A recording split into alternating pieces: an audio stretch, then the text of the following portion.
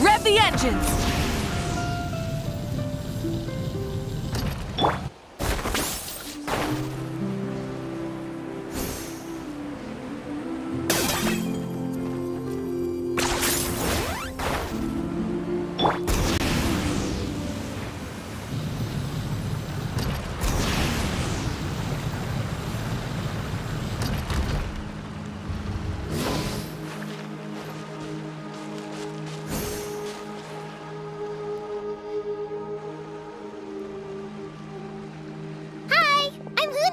Are you here to help find the baby Saurians? And I'm Toba. You must be the helpers that we've been waiting for. It's nice to meet you too, but we're just passing through. Oh, but Uncle Sanka said he was gonna send some of his friends over to help us. You sure he didn't mean you? Yeah, sorry. Whatever this is about, it sounds like you've got the wrong end of the stick. Wrong end of the stick? Darn it! We've been tricked, Hoonie. I should have known that Glasses Guy was a con artist. What are we supposed to do about the baby Saurians now? Time's running out. It's okay, Hoonie. Don't worry. Why don't you tell us what happened with these baby Saurians, huh? There's been a lot of unrest in the tribe lately, and my dad's Saurian got injured. Her name's Nana, and she has 3 little babies. After what happened to Nana, her babies were so scared that they ran off and hid.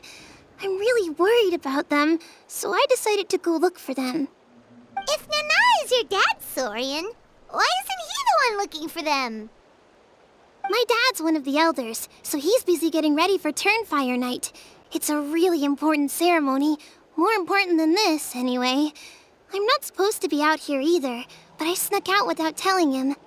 I didn't think it would take very long, but then that guy we ran into made us tell him loads of stories, and it wasted so much time. Yeah, he was so selfish. He doesn't have a heart.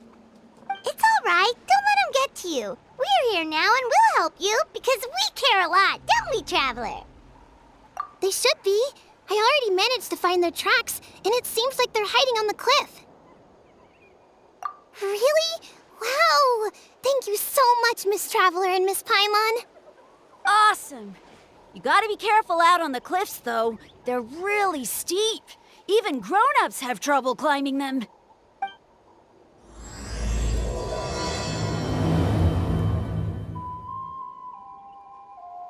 Goody said the baby Saurians are on the cliff, so let's find a way up.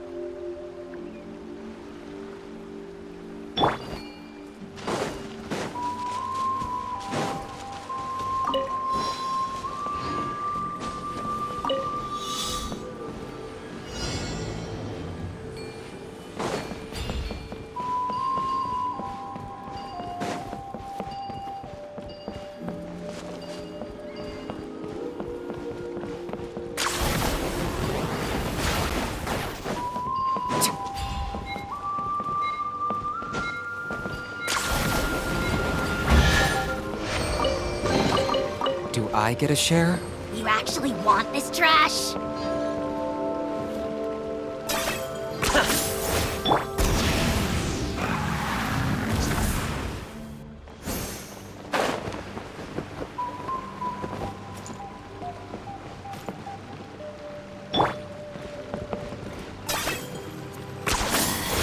Let's ride!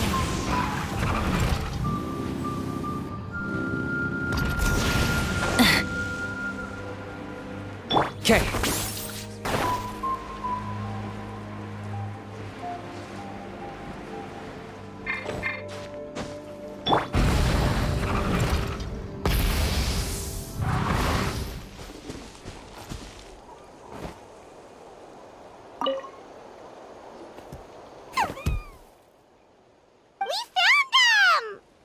But what's that other... a how? Well, if it isn't the gruesome twosome who wormed their way into our servant circle of friends. Still awestruck from the last time we met? Would that be why you hastily scrambled up here to pay your respects the moment you saw us? I suppose we can't blame you. Such is the spell that our Majesty casts on our minions. Very well. You heathens leave us no choice. The almighty Dragon Lord, Kahula shall grant you the audience that you seek. Wait, aren't you like Kinich's sidekick? What the heck are you going on about? You're somehow managing to be even more annoying than the last time we met. Silence! Who are you calling sidekick? We are the Dragon Supreme, sovereign ruler of the Nation of Flame. We shall have you know that last time, were it not for Kenich's earnest pleading on your behalf, you would have received not a single word of mercy. Oh, come on. You talk big, but Kinich clearly has you under lock and key. That's more like it.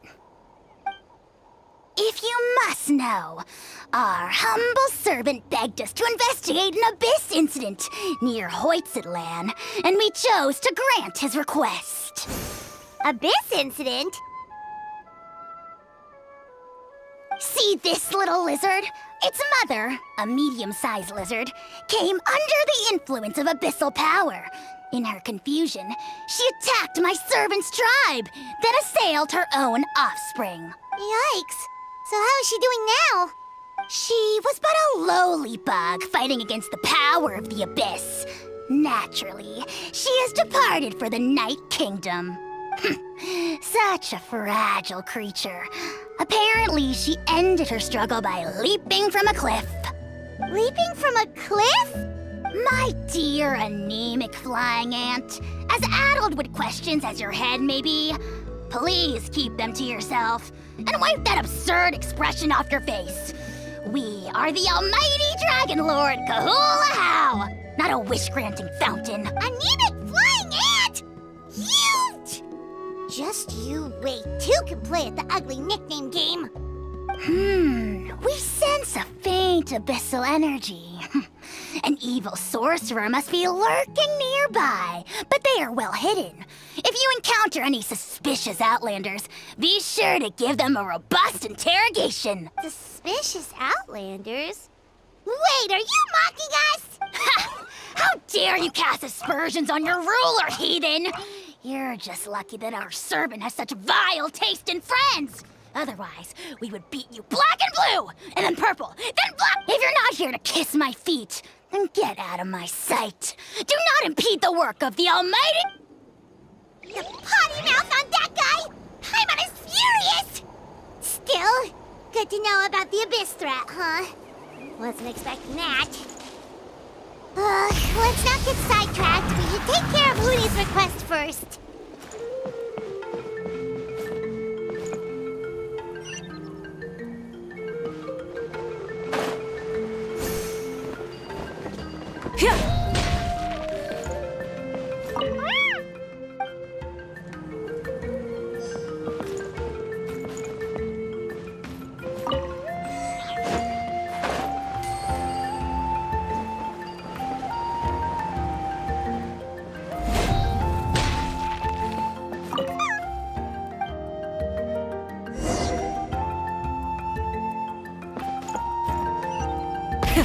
Rev the engines!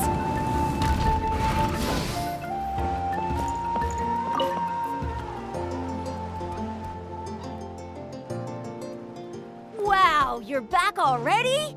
That was so fast. I'm so glad that the babies are all right. Thank you both so much. Now we can finally go home and stop worrying about them. You're welcome. Pizza. You're not from Natland, right? Because your clothes look different than ours. Hey, you must be tired after all that climbing. You should come take a rest at my house. Yeah, please come. I promise you'll get a big Scions of the Canopy welcome. We love having guests, and you're really nice people. Not like Glasses Guy. By the sound of it, Glasses Guy wasn't from Natland either, right? Uh-huh. Well, his clothes sure weren't. You know what? Now that I think about it, there was something really fishy about him. Really? Maybe he was the suspicious outlander that Ahau mentioned. Sure, if you're interested. Oh, let me think. How did the conversation go again? Oh, please, mister. I've told you so many stories already. When are you gonna help me find the baby Saurians? Just one more story. One more, I swear. Why don't you tell me more about that ball of fire? I heard that there was a huge transparent ball of fire that used to burn 500 years ago, 1,000 years ago, maybe even further back than that. Oh, you mean Turnfire. That's where the ancient name Mollypo comes from. Oh, wow. So it was the origin of an ancient name. That's impressive. There's a story behind every ancient name. The legend goes that the Turnfire first appeared in the era of the Grand Alliance. It was used by the tyrant Och Khan to rule over Natlan and oppress anyone who opposed him. Turnfire is different from normal fire. If you get set on fire with it, you'll feel horrible burning pain from behind you, but you won't die from it right away. And whatever you do, you mustn't turn back to look at it. Why? What happens if you turn back? As soon as you turn around, poof! You get burned to a crisp. Well, good golly gee. I mean, it's one thing to singe someone's clothes, but burning people alive? That is a big no-no in my book. Right? How nasty is it to burn someone from behind and not even let them turn around to look? Och Khan really was an evil tyrant. Yes, shocking behavior. Now, let me guess. Eventually, a valiant hero came to save the day? That's usually how these stories go. Good guess, Uncle Glasses. Seems like you really know your stuff. The hero was called Yupanqui. He's the ancestor of our tribe. Yupanqui was friends with Och Khan the tyrant, and also Yupanqui, the first Pyro Archon. He was working as an ordnance officer for the Grand Alliance at the time. He didn't like how Och Khan was such a cruel tyrant, so he stole the Turnfire and threw it at the Och Khan's army. The soldiers couldn't defend against it, and they all got turned to ash. And that's how our ancestors set our people free. But just as he was about to leave the city, he thought he heard Och Khan calling out to him from behind. It caught him off guard, and he turned around to look. But Och Khan wasn't there. All he saw was a city burned black, an army in ruins, and giant flames reaching up into the sky. A split second later, the flames he saw burst out from inside his eyes and swallowed him up. All it took was a single glance. As soon as he looked back, he was burned to a crisp. The question is, was this the price he paid for stealing the Turnfire, or the price of turning back? Nobody knows the answer. But the fire that consumed Yupanqui burned more fiercely than any other. It burned for 100 days until it burned a hole right through the ley lines. And then, the flame dropped into the deathly dark Night Kingdom, where it still burns to this day. The grown-ups say that it lights up the path that leads to the next life. But for the dead to be reborn, they have to accept the flames and be purified by the fire first. It's like a final look back at your life, where you have to answer for everything you did. Anyway, that's the story of Yupanqui's Turnfire. Ah, a fine parable indeed. So, is it true? Is it really possible to find this fire in the Night Kingdom? I don't know. I think it's just a story. Either way, I assume this name has been passed down in your tribe ever since?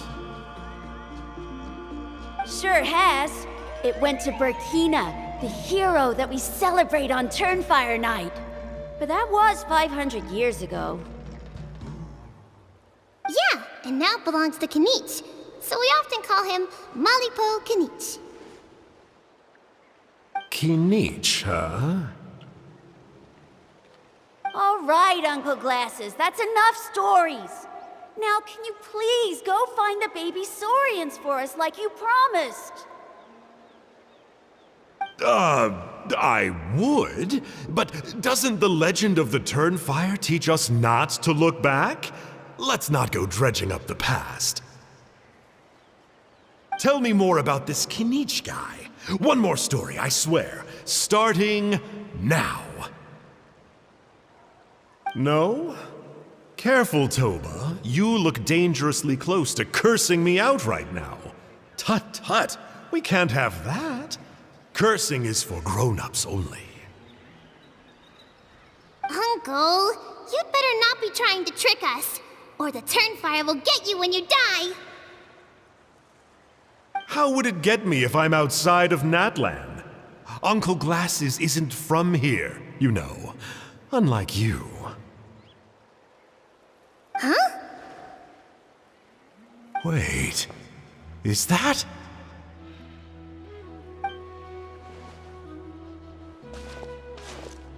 All right, kiddos. I'm a man of my word. 2 of my friends are on their way here, and, yeah, they'll help you out on my behalf. Work them like dogs, okay? That's what they're here for. Don't go easy on them just for my sake. Really? Well, first, can you tell us your name? We met at the foot of this cliff, so beneath the peaks, let's go with Sanka. Seriously? If you don't believe me, turn around and see for yourselves. They're right behind you. Huh? Where? Oh, wait! Uncle Sanka, where did you go? Yeah, definitely a fishy character. It sounds like he was digging for info about the ancient names. Yeah, and not only that, but he betrayed us too. He'll pay for this. All he got out of us was some stories, though. What's the worst that could happen? Traveler, maybe we should go tell Kinich about this. Ahau says he's investigating it, but he's a bit of a loose cannon. We probably shouldn't take him at his word. Huh? You know Kinich? Not very well, but we have met him before, and one time we had a meal together. Aw, man, I'm so jealous. I never even spoken to him. He's so cool. He's the Saurian hunter, and he has a really awesome ancient name. Me neither. I don't think my dad really likes him, though. He always tells me to stay away from him. Probably because of that little creep he always hangs out with. He's nasty, and he's so full of himself. Oh, the creep who calls himself Kahul Ahau? Yeah, we've had the pleasure of meeting him too. He sure loves pushing people's buttons. Exactly. I don't know why Kinich partnered up with him. Why didn't he pick me instead? Uh-oh. Hoonie, look how late it is. We've been out way too long. We better get home now or we'll get yelled at. Oh, yikes. You're right. Okay, well, this path here leads to our settlement. If you decide to visit, remember to come to my house. If there's anything you need, my dad can help get it for you. Hope to see you soon. We gotta run. Bye for now.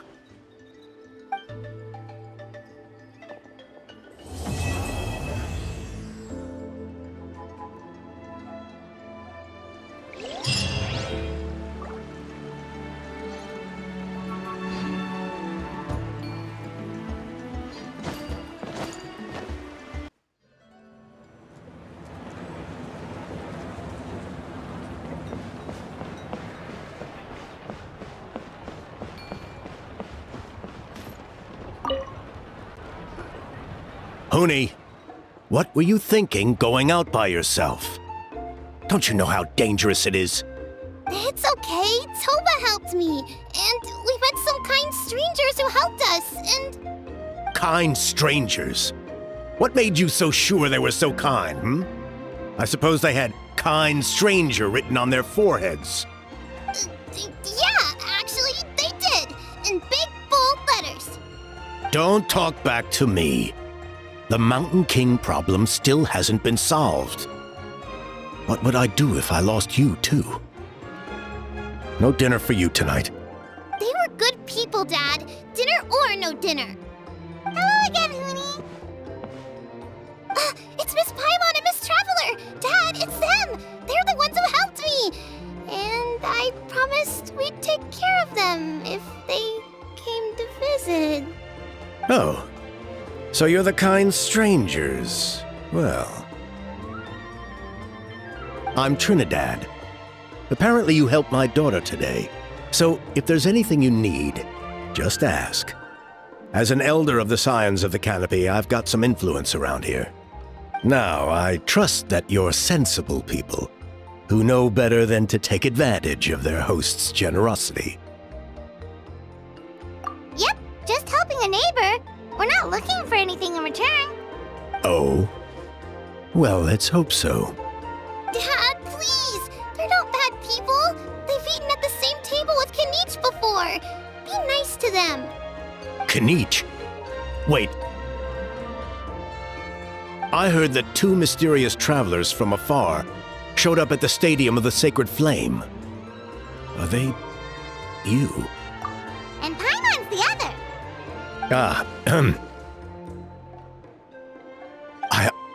I do apologize. A lot's been going on in our tribe lately, and I suppose the pressure must be getting to me. I can't believe I was so rude to you. I feel ashamed. We got off on the wrong foot. Can we start over?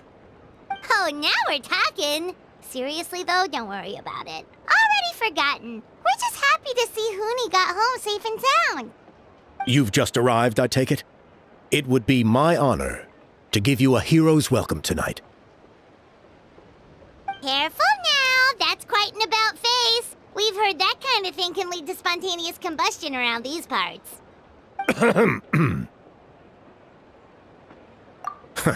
My dear traveler, you are very perceptive indeed. Go inside now, Huni. Dad's got some important business to discuss. Okay. Look after Miss Traveler and Miss Paimon. They're very special guests. Well, we'll hear you out, but we can't make any promises that we'll be able to help. This is a matter of utmost importance. Please allow me to explain. For many years, our tribe has celebrated the Turnfire Night. It is a traditional ceremony among the Scions of the Canopy, in which we remember our ancestor, Burkina, and his companion, Kangamato, the Mountain King. Burkina was a hero who bore the ancient name Malipo, and Kangamato was a powerful Yumkasor warrior. Together, they fought against the Abyss. They were victorious, but it came at a great cost. Burkina paid with his life. The Mountain King survived, but was contaminated by the Abyss, and he remains in hibernation to this day. Normally, Yumkasors never live longer than a century. It's possible that the abyssal power is responsible for his unnaturally long lifespan.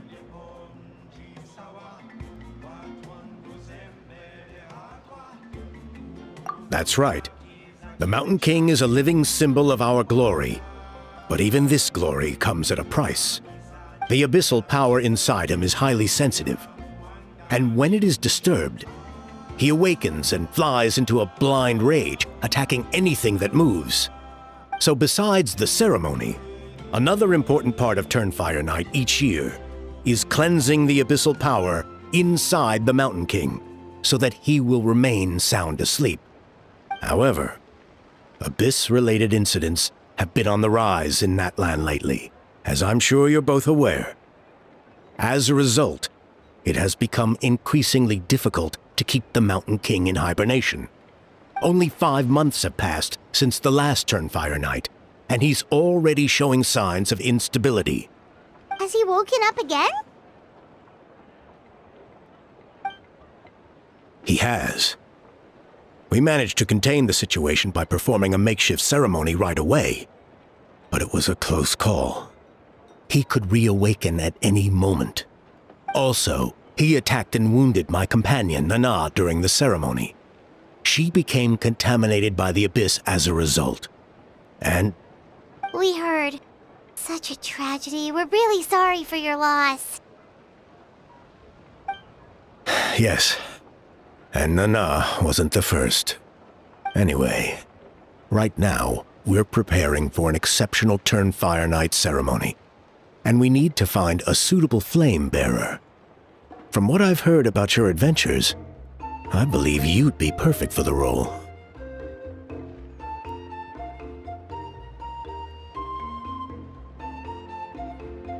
Of course.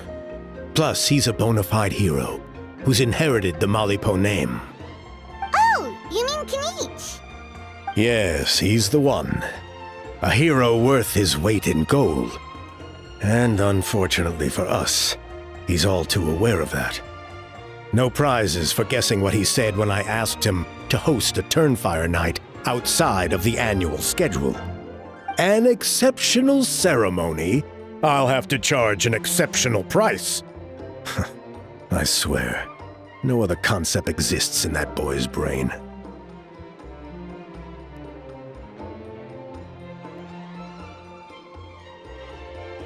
I'm not the one to usually talk about people behind their backs, but I'm convinced the Y-Up got hit on the head and took a wrong turn the day it chose to give that ancient name to him.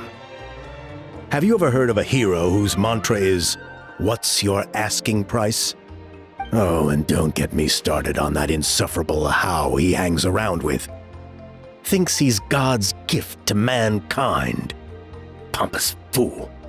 Yeah, Paimon has to agree on that last part. Anyway, the fact is, the ceremony can just as easily be done without him, as long as we find someone else. And besides, you two seem like much better candidates, huh? So what do you think? Wonderful! I can't thank you enough. Oni was right about you. You have kindness in your hearts. Come with me to the other side of the mountain. I'll bring you up to speed on each step of the ceremony. As experienced warriors, I'm sure you'll pick it up in no time.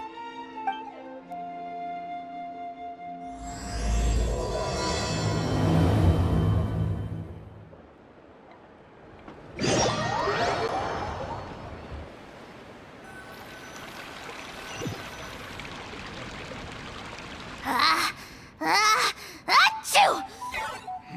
Curses! Who dares insult the great Kahula How behind his back?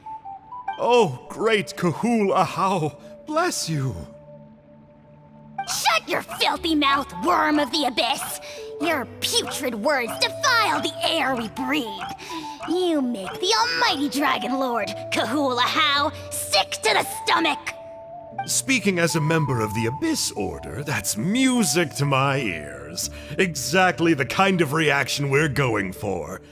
But on a personal level, I gotta say, it's pretty hurtful.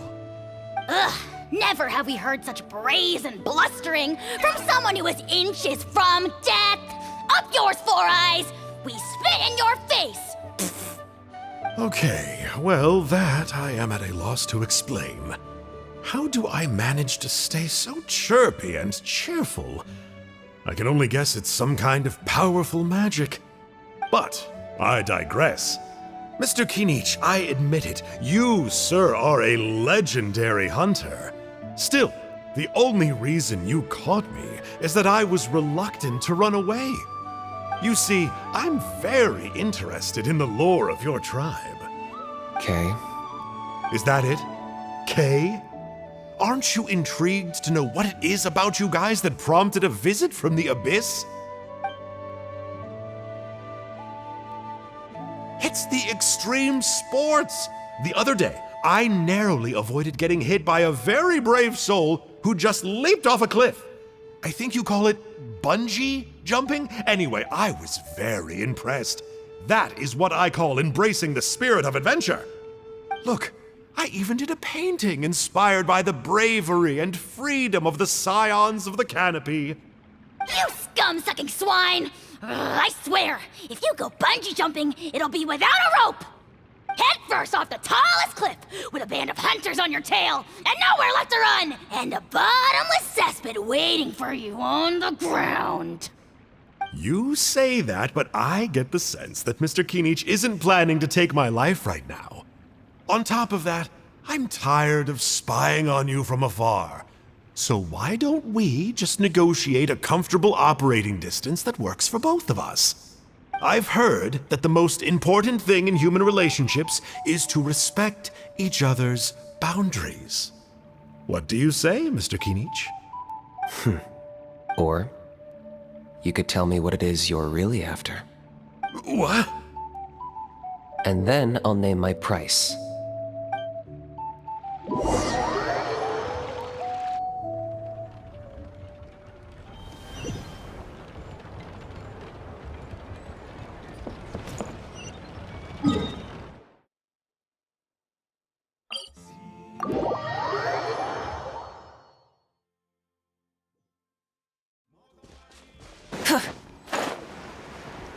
Okay.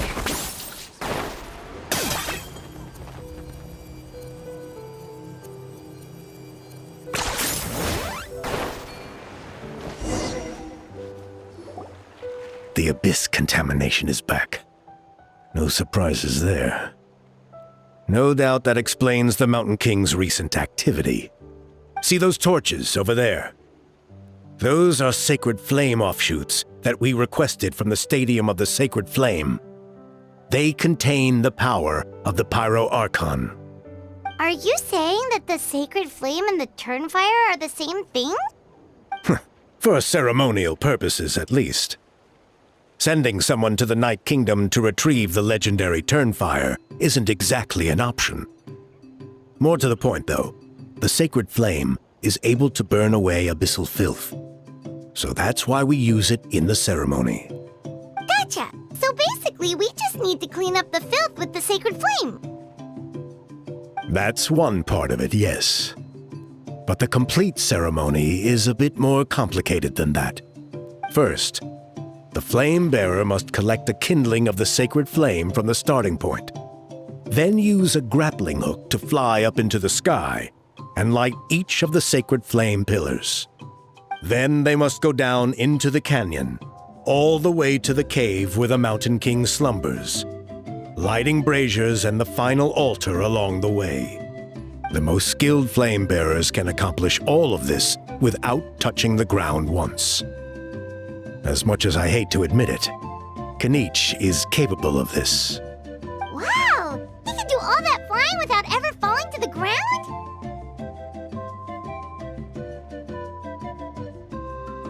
Well, of course Paimon can. It'd be much harder for you guys. Ha! Well, don't worry. It's not a requirement of the ceremony. You're allowed to touch the ground.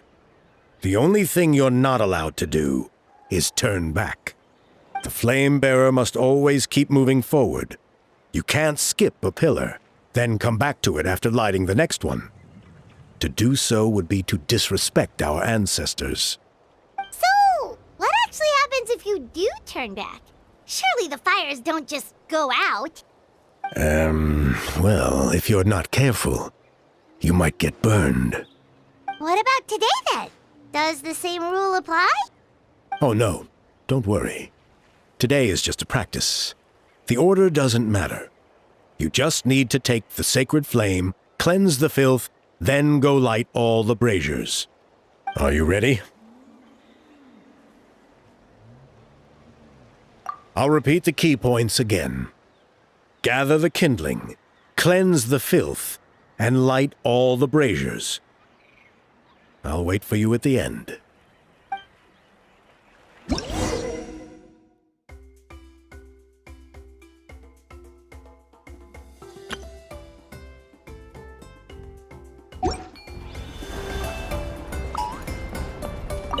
Alright, kindling to complete our mission. There's abyssal filth over there. Let's burn it away with the sacred flame.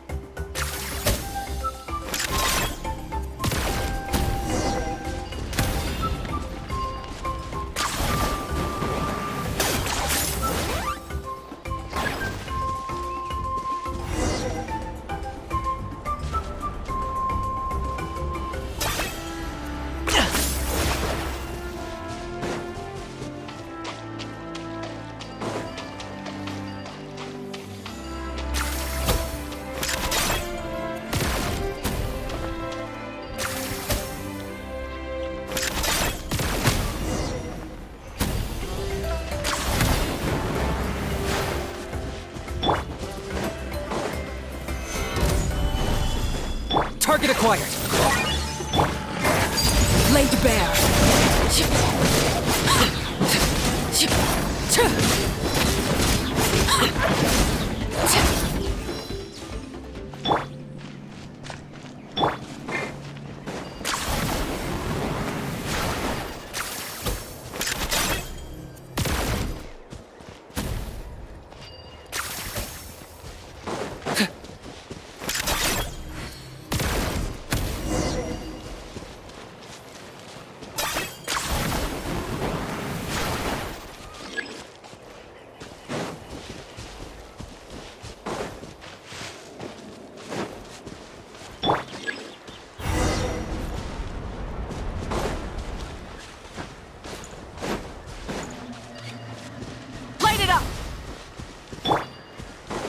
That should be all the braziers. Let's regroup with Trinidad.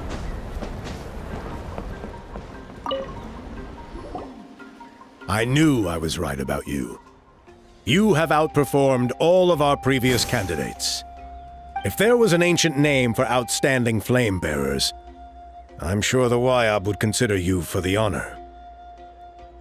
Yeah, although it would probably take Paimon quite a bit longer. All right. Now there's still a few days left until the ceremony. I should get back so I can inform the chief and the other elders that I have found the flame bearer we need. Oh, you mean they've still got to sign off on it? Some of them are still hoping we can come to an agreement with Kinich. But that's only because they haven't seen you in action. Still, I'm the one responsible for securing a flame bearer.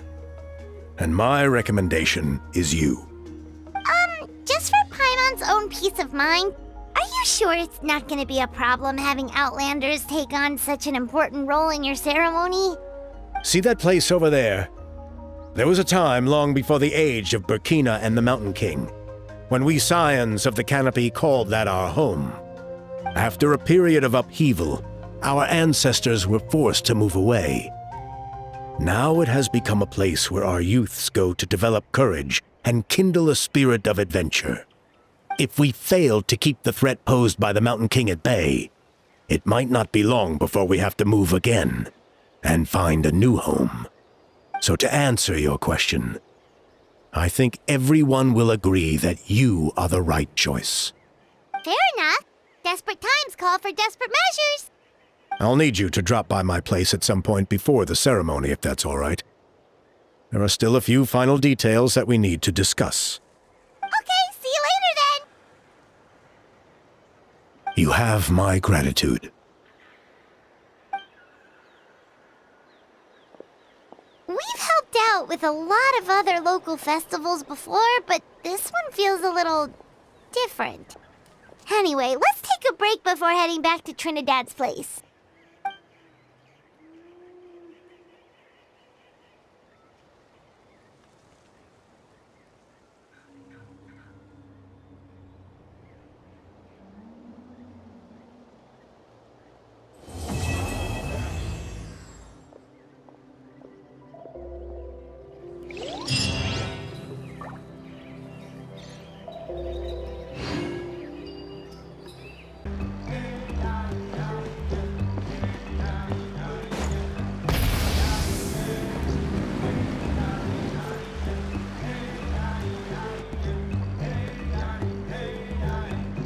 Traveler? Paimon? Kinich! fancy meeting you here. We've actually been looking for you. I'll get straight to the point. I hear you accepted a proposal from Elder Trinidad. Oh, the, Turnfire Knight, you mean. You were still his first choice. It's just... Oh, jeez. It's not what it looks like, promise. Chill, it's cool. I only mention it because there's something you should know. And I suspect Elder Trinidad hasn't been completely forthcoming with you. His true intention is to resolve the Mountain King problem once and for all. Once and for all? You mean this'll be the last Turnfire Knight ever? That's right. He wants to use you to send the Mountain King to the Night Kingdom. To the Night Kingdom? You mean... To his death. Whoa, are you serious right now? You shouldn't go blurting out accusations like that. It could get you in trouble. Too blunt? Okay. I'll phrase it more gently. There is potentially a possibility that Elder Trinidad may be hoping that during the course of the ceremony, you kill the Mountain King dead. But that's ridiculous. He told us the Mountain King is a living symbol of your tribe's glory. And that glory comes at a price.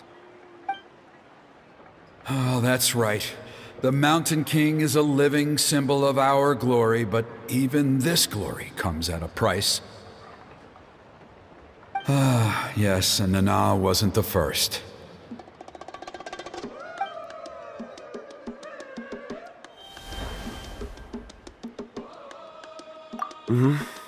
She likely won't be the last to lose her life either. Still, is killing the Mountain King really the only way? It seems so extreme. The Mountain King is a unique case when it comes to abyssal contamination. It's eaten away at him for so long that it has consumed him entirely, and the damage is irreversible. That evil power has both driven him insane and kept him alive over the centuries. So, to look at it one way, once it's completely purged from his body, the Mountain King will finally be able to rest in peace.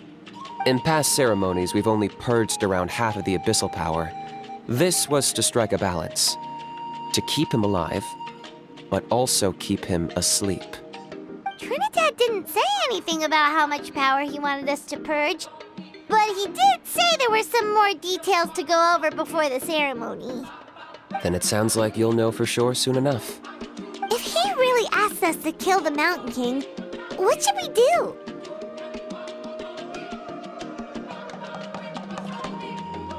I know this must come as quite a shock, so I suggest you act like you didn't hear anything for now. But would you have time to visit the chief after your meeting with Elder Trinidad? I'd like to make a deal with you.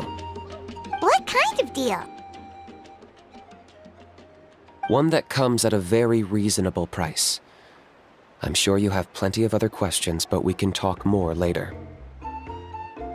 Good. See you soon.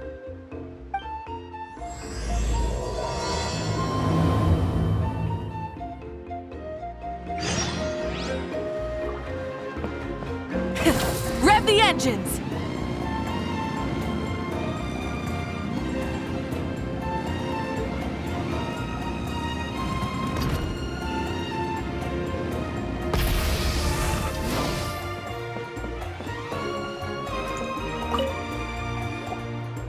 Ah, mighty Outlanders, you have returned. Did you have a good rest? It was, pretty good, yeah. Glad to hear it.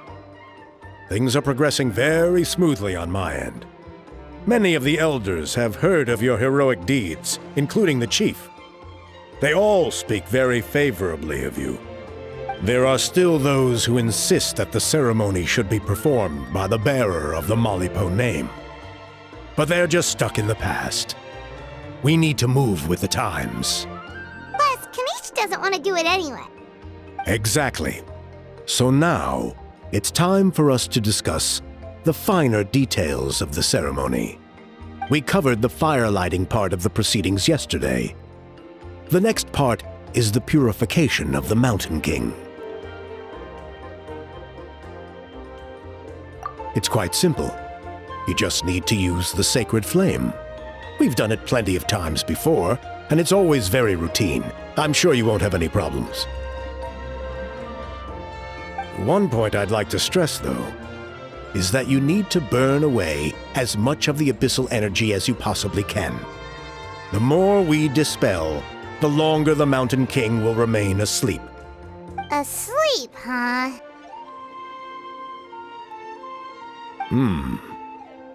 Precisely.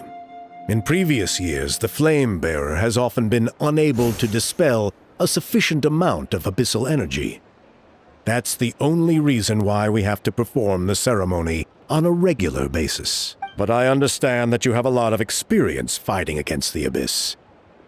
And you seemed to wield the sacred flame quite effortlessly yesterday. With your help, I'm optimistic that this time we can dispel all the remaining abyssal energy from the Mountain King's body, freeing us from this ever-looming threat for many years to come. Traveler? So this doesn't faze you at all, huh? You clearly have a lot of confidence in yourself.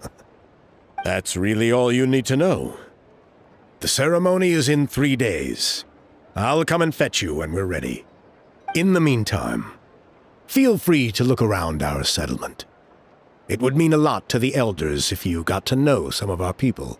And if you wouldn't mind helping them out with a few errands here and there, that would be even better. So now we have extra errands to run? Maybe we should add a little extra to the price. Just a humble suggestion, that's all. It will help you gain the respect of our people. And as a mighty hero, I truly believe that's what you deserve. I'll be sticking around over the next few days, so if you have any questions, you know where to find me. Seems like Kinich was right. We should go meet up with him right away.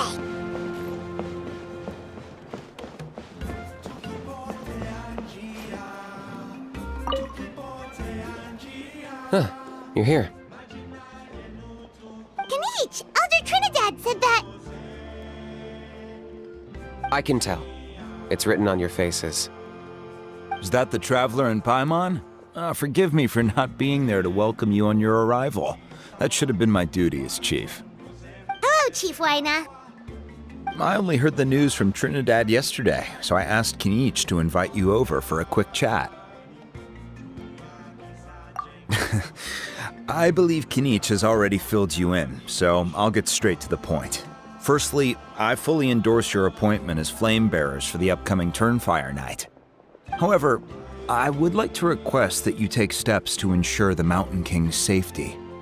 Every child of our tribe grows up hearing the tales of our heroes, from Yupanqui the Firebringer to Burkina and the Mountain King who fought against the Abyss. This is our history and our heritage, the source of our pride and the center of our faith. To kill the Mountain King would be to destroy our spirit. I would never be able to face our ancestors in the Night Kingdom. Nana's death was a great tragedy, and I do not blame Trinidad for the actions he has taken. Nevertheless, I cannot allow any harm to come to the Mountain King. The very roots of our identity are at stake. My honored guests, please give this matter your serious consideration. Perhaps there is, but despite all our attempts to contain the situation over the years, we've not found it. Right now, I should like to hear where you stand on this matter. Running away won't solve anything. You just need some time to think this through, that's all. Don't worry. We'll come up with something if we put our heads together. Thank you both. There are still 3 days left before the ceremony. I hope they will bring you clarity. So, Kinich, earlier you were saying that... Let's walk and talk. I'll show you around the tribe. That works too. Paimon needs to get some air after this.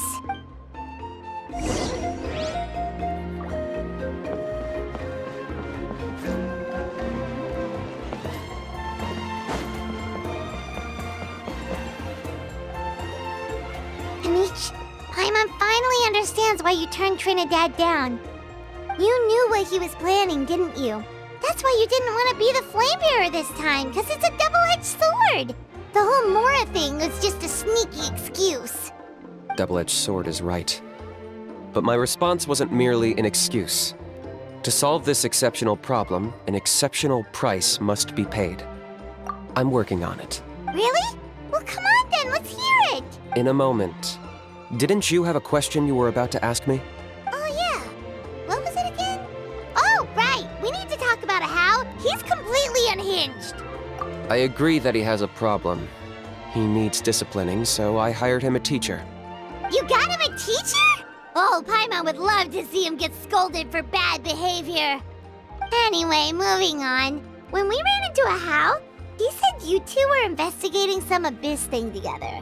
Is that related to the whole Mountain King situation? Yes, that's the angle I've been working on. I'm a Saurian hunter, but I occasionally hunt the abyss too. One time I was pursuing some purple demonic dogs when I accidentally entered a hidden space. I did some research after the fact. Apparently they're known as beastly rifts, and there are many of them of all different sizes. That's where those purple dogs were coming from. So, if we can locate one of these beastly rifts, clear the monsters out, and move the Mountain King inside, he'd be able to continue living, but without posing a threat to the tribe. Whoa, that sounds kinda crazy. Would it really work? It's not without its risks, of course. There's a lot of unknowns in the equation. For instance, for all we know, a prolonged period inside the rift could make the Mountain King's condition worse. Still, we desperately need something like this, even just as a temporary measure. You've seen the conflict the issue is causing in our tribe for yourselves, and believe me, it's been a long time coming. The chief is adamant about keeping the Mountain King alive, whatever happens. Paimon can understand. It's less about the Mountain King and more about preserving your culture and heritage. Yes, but on the flip side, you've got people like Elder Trinidad, who is more concerned about protecting the people he cares about now and into the future, and he has every right to take that view. It's one thing to try and preserve the last remnants of a glorious past, but making your kin pay the price for it? No one can seriously tell them that's a fair trade. You're right. There's no easy answers here. Let's leave that to one side for a moment and assume we go with your plan. How do you actually intend to find one of these beastly rifts? Because at least in our experience, the dogs open the rifts when they want to attack us, not the other way around. I think I know a way. You have any better ideas? Not at the moment, but it just feels like using the power of the Abyss for our own ends isn't gonna end well. After all, the Abyss is what turned the Mountain King into a monster in the first place. People are gonna think you've lost your marbles. If it doesn't end well, then that's the price we pay. Everything in the world comes at a price. Even when Yupanqui, the Firebringer, stole the Turnfire, it cost him dearly. The Mountain King's erratic outbursts have brought tensions within the tribe to a boiling point.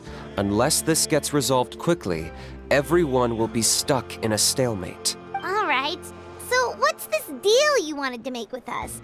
We're hardly experts on exploiting abyssal power. All I need you to do is keep people away from me. I'm getting harassed on a daily basis by people trying to convince me to be the flame bearer. I can't afford to waste all my energy dealing with them. If you help me out, there'll be a gift for you in return. Ooh, what kind of gift? Something well worth your while, I'd say. Just keep doing what you've been doing.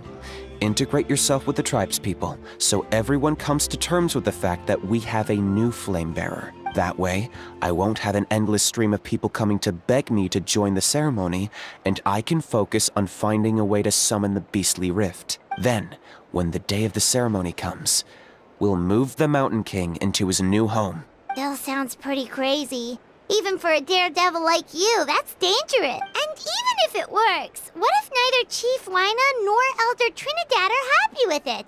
Have you thought about what you'd do then? At least the two of them would finally be on the same side of the issue, leaving only me on the opposing side. The tribe needs leaders like them far more than a Saurian hunter for hire like me.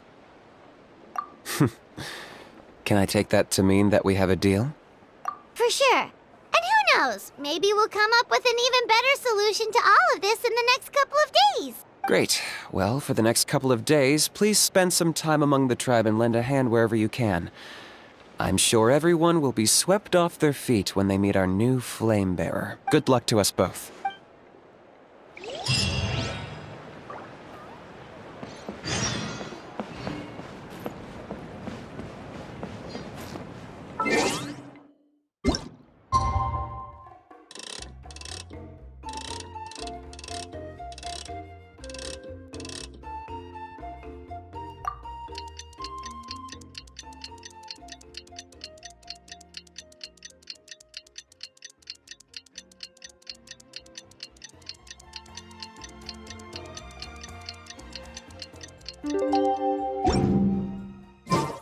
Exploration. Okay, task for the day. Meet the tribespeople and take some heat off of Kenich's back.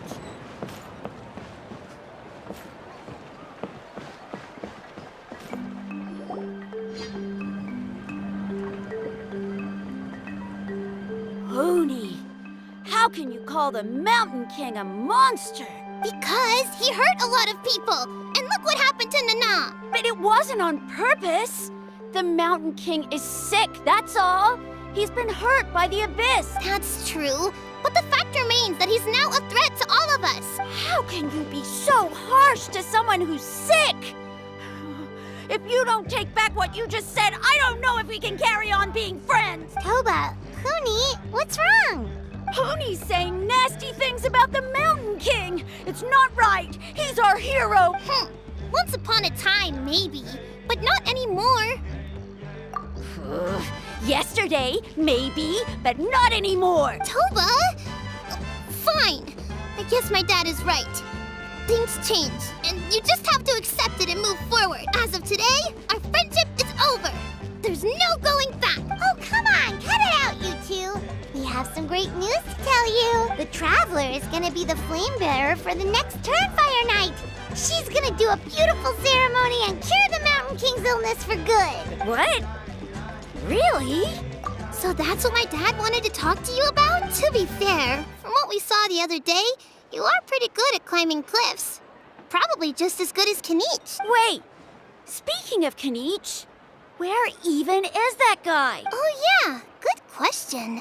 We can get him to come, but if he catches you two fighting again, he won't be happy. He'll be sure to give you both a piece of his mind. No, we can't let that happen. I've never even spoken to him before. I can't afford to make such a bad first impression. I didn't mean to argue with Toba. All I said was that the Mountain King has done some pretty bad things. He was the one who turned it into a fight. Yeah, if you weren't friends, there's no way Toba would have come to look for the baby Saurians with you. All right. Well, because it's the Traveler and Paimon and Kinich, I'm sorry, Toba. I'm sorry for all the mean things I said about the Mountain King. Dad just really misses Nana. And I was really upset that she's gone, too. Huh? Oh. I shouldn't have spoken to you the way I did either. It wasn't very nice of me. For the Traveler and Paimon, Kinich, and for Nana. I'm sorry too, Huni. That's more like it. Now you're best friends again. Guess so. Toba, if I ever say something mean about the Mountain King in the future, I'll make sure I say it to someone else, and not you. I'd better go buy some colored cloth for my dad now. He needs it for Turnfire night. Let's play again some other time. See you, Toba. See you, Traveler and Paimon. Okay. I'll head home as well then. See you next time. Okay, take care, you two. Even though they said they're sorry, it looks like their friendship isn't as strong as it was before. Let's just hope we can solve this once and for all. Come on, let's move on.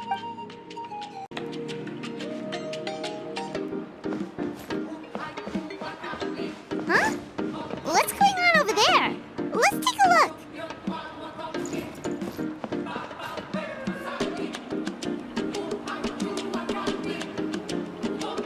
Hey there! What's happening here? A rehearsal for the Turnfire Night dance. Ooh, there's a dance involved? Paimon wants to learn too! You don't know it? Ah, I guess you're not from these parts, huh? It's rare to see a new face around the tribe these days. I thought everyone would be keeping away. Why do you say that? Because of the Turnfire night, of course. The Mountain King could wake up at any time. That's why we're holding an emergency ceremony. This isn't one of those fun and games festivals. For outsiders, it might even be a little dangerous. Well, did you know that the Flame Bearer this time is actually gonna be an outsider? Oh, I did hear about that. It's a first for sure. I would have loved to meet them in person. What? Oh, it's you? Man, oh man. Well, this is a nice surprise. It's funny, I was just thinking that I'll probably miss out on meeting the new Flame Bearer since I'm not taking part this time around. Then suddenly, there you are. Must be my lucky day. You're not taking part in the Turnfire night? How come? You're not an outsider too, are you? You must be joking. Watch this.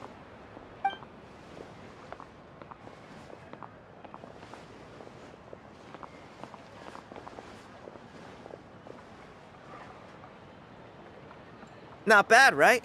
Yeah, I'm considered one of the better looking guys who dances beneath the pillars of the sacred flame. Been doing it a few years.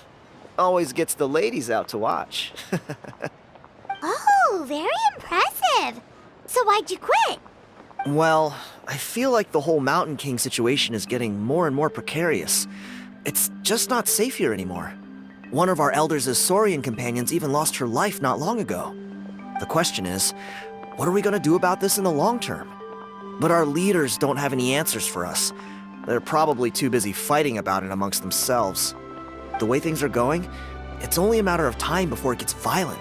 So I figured, you know what? Now's as good a time as any to get away for a little while. Go do some exploring. You look a little disappointed. Disappointed? Nah, it's a great opportunity to go see the world. As every male scion of the canopy knows, wherever you are and wherever you go, the only way is forwards. We take pride in that. I won't forget my roots. I managed to get in touch with the Saurian Relics Association. They gave me a simple test. Find a decent quality relic, and they'll make me a member. What's the Saurian Relics Association? You've never heard of it? It's a group of amateur history enthusiasts who do research on the ancient Saurian era. They're all about collecting relics and remnants from that age. Speaking of which, the guy who was Flamebearer before you, I've heard that his Saurian buddy comes from that time. A how? A how's a relic from an ancient Saurian civilization? Oh, yeah, him. So you know those two already, huh? Then, do you know how they met? It was deep inside some mysterious ruin, and they signed a contract there. The association folks say that the kind of contract usually comes with a huge hidden cost. Really? That sounds ominous. Who knows? But if it's true, Kinich can probably handle it. He knows what he's doing with weighing up contracts and costs and stuff. I doubt he'd make a contract that doesn't benefit him. Strangely enough, I actually happened upon a strange mural a while back, and it looked to me like it was depicting a Saurian and a human involved in some kind of Saurian-era contract ritual. Oh, does that count as a relic then? You bet it does. I was all ready to go take a picture of it and use that as my entry ticket to the association. But after all the abyssal activity recently, I heard that area's been overrun by monsters. The best laid plans, huh? I'll just have to wait and see if things improve. Or... you look like you know your way around a fight. I don't suppose there's any chance you'd be able to help? If all you need to get is a picture, that should be pretty achievable, right? The Traveler deals with monsters all the time. It's a piece of cake. Wait, you're seriously gonna help me out? Come on, it's no big deal. Compared to some of the things we've been roped into before, this is nothing. Pyro Archon above, you two have hearts of gold, you know that? You're the kind of people who could dive into the Turnfire deep in the bowels of the Night Kingdom, and it wouldn't burn a single hair off your head. Of course it is. All right, come with me. I'll show you the way.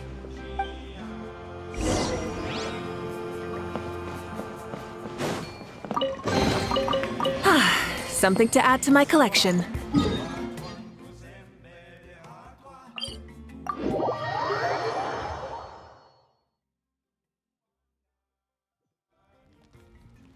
Rise with the sun!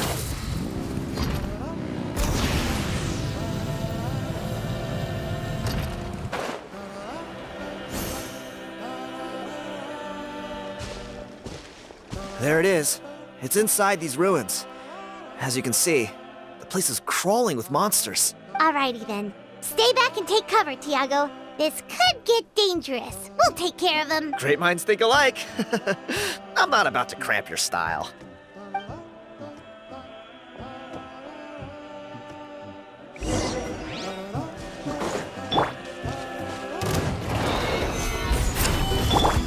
Transfixed!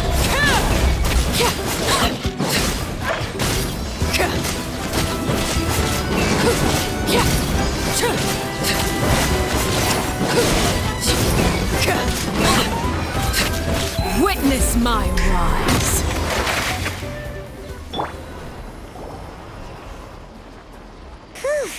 That should be the last of them. It's a good thing Tiago had the sense to stay in his hiding place, or things could have gotten really hairy for him. Hey, look! That's gotta be it, right? Definitely looks like a mural. True. Now that you mention it, most ancient murals take up a whole huge wall. This looks more like someone with a paintbrush got bored and started doodling. It does match the story he told us, though. There's a Saurian and a human. So, is that supposed to be what an ancient contract ritual looked like? Whatever. We're not here to decipher it. Just photograph it.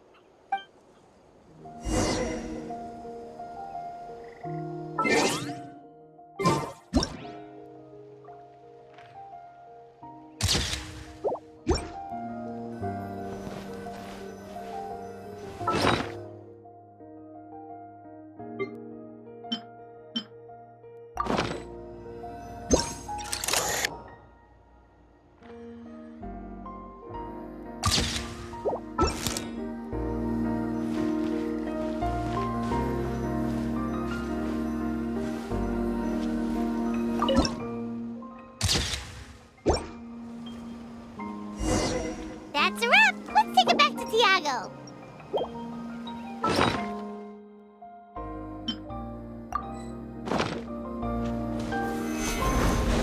Let's ride!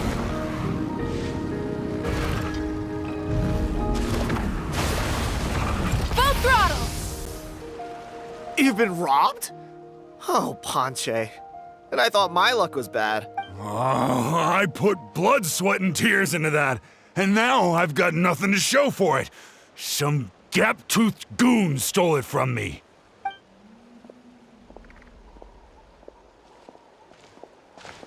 Tiago, is this the picture you were looking for? Let me take a look. Yep, that's the one. Pyro Archon above, you two are superhumans. Hey, Ponche, come and say hi to these guys. They're gonna be the new flame bearers, and they're tough as nails. Wait, are you the Traveler and Paimon? Huh? You already know each other? I don't think so. My nephew Toba's been telling everyone about you. He says you're crazy strong, super friendly, that you helped him out, and that you're gonna be our flame bearers this Turnfire night. Oh, so you're Toba's uncle. Great to meet you, sir. Sounds like we managed to make a bit of a name for ourselves. Toba's not wrong, my friend. These two are honestly some of the nicest, most genuine people I've ever met. Everyone speaks incredibly highly of them. Seriously, if you're comfortable telling them about what happened, I guarantee you they'll sort it out in no time. Really? All I want is to get the fruits of my labor back. Allow me to explain. Ponche is a well-known scholar within our tribe, author of the widely acclaimed book, Yupanqui's Turnfire.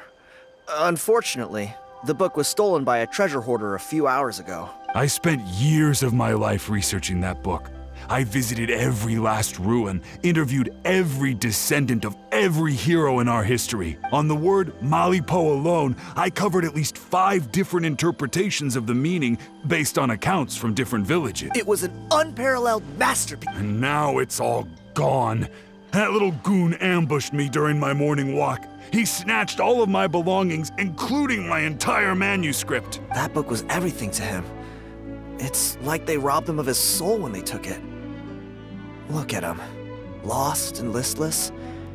He's a shell of the man he was. Dear honored guests of our clan, I am but a helpless old student.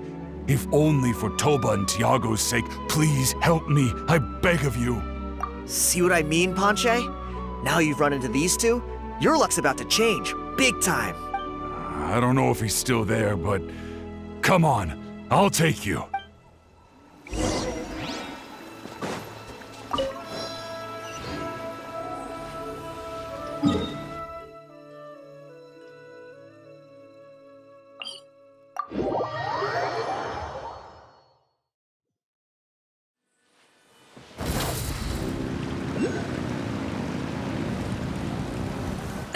The end of our legacy. Hey, you thieving rat! Give me my things back! What do you want now, you old bum? God, you're a waste of space. Prepare to get shoved butt first into a tree hollow. Oh, what's this? Brought a little bodyguard with you, huh? All right, let's see what you've got. What's this? Eat dirt, suckers!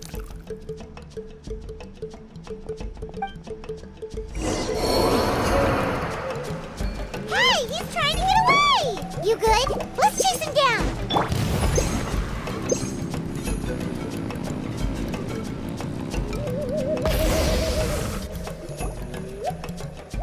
Stop, please! By all the warriors, heroes, gods, and kings, I can't run any longer. Please, I don't have your stuff anymore. Have mercy. Oh, yeah? Well, where is it then? I threw it away. You threw it away? The old bum's bag didn't have a single mora in it. Just a tatty old book, worn out pens, and some old rags. All that time lying in wait was for nothing. I was so mad, I just threw all of it away. Is that really the truth? Okay then, where did you throw it away? The same place you found me. Look, I swear on the Pyro Archon, it's the truth. May all my worldly possessions be turned to ash by Turnfire if I'm lying. Okay, that's a pretty strong oath. What do we do now? It sounds like he's telling the truth. Right, let's hope nobody gets to the book before we do. We'll never get it back then.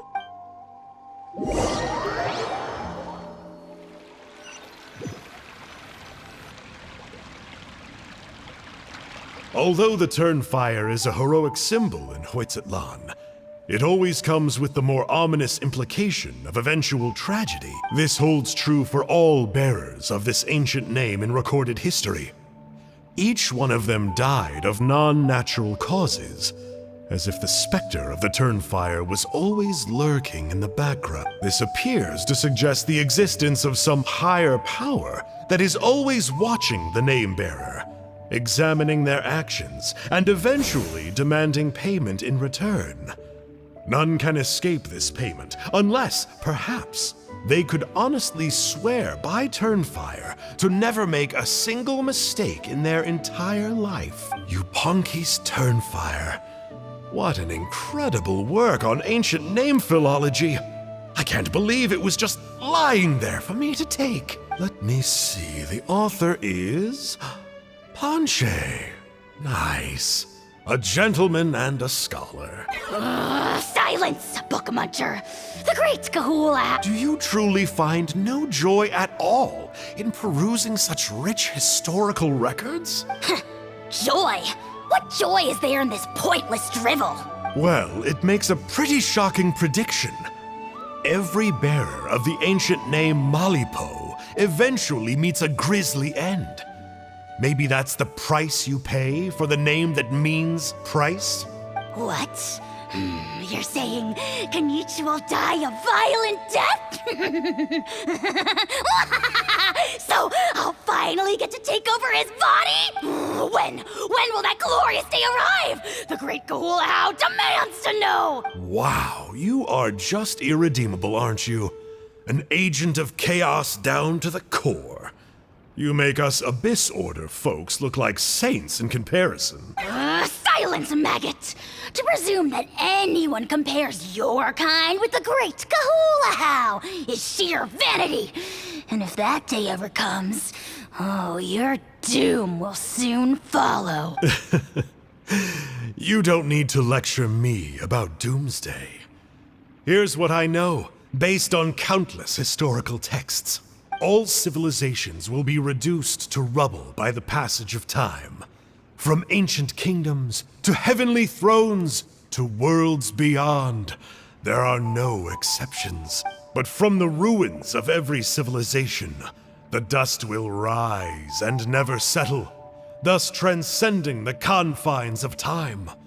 That dust is what we call a civilization's spirit. And you, great Kahul Ahau, are one such speck of dust from a bygone age. I've paid dearly for the chance to observe you up close. Now, let me take a good look at you. We'll see whether any memories of that age still remain inside you.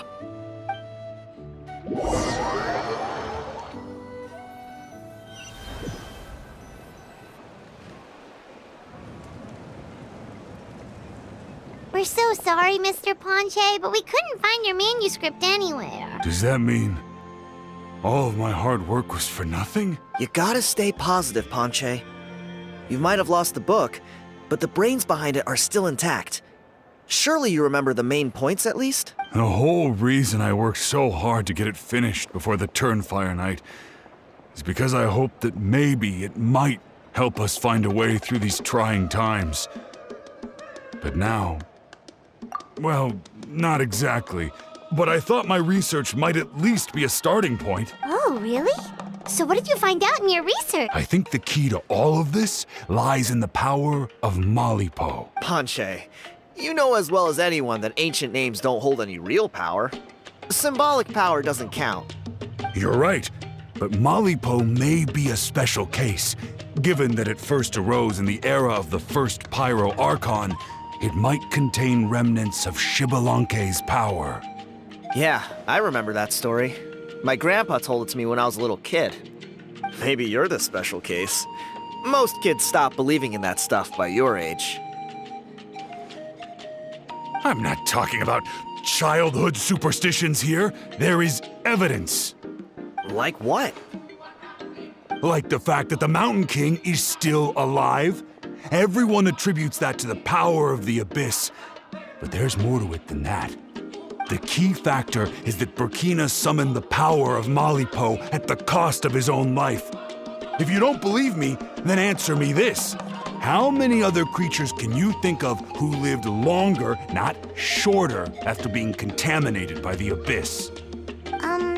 Traveler, different situation but similar idea. Doesn't this remind you of the hilly...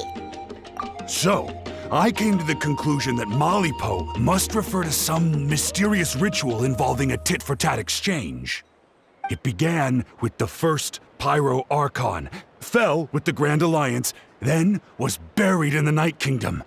And now, it awaits the call of its new bearer. Hey. Sorry to interrupt, Ponche, but you seem to be getting a little overexcited. I'm sorry. I was originally planning on presenting my findings to Kinich. I'd hoped he would be attending the upcoming ceremony.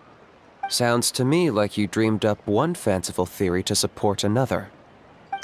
Kinich, what are you doing here? I more or less finished what I was doing, so I came to have a quick catch-up. Now a good time? Kinich! I'm onto something. I haven't worked out all the details, but you have to attend the Turnfire night. So Mr. Ponche here has done a lot of research on the history of the Turnfire, and thinks he might have found a way for you to solve the problem. I'll be there, Ponche. Let's go.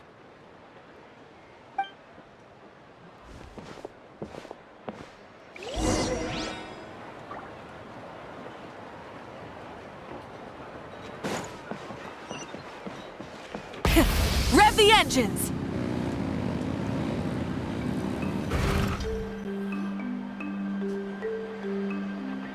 Here will do. Yeah. I'd like your help giving it a trial run tomorrow. If that works, we have our plan come Turnfire night. Sounds like you're not considering Ponche's idea. You heard him. He hasn't worked out the details yet.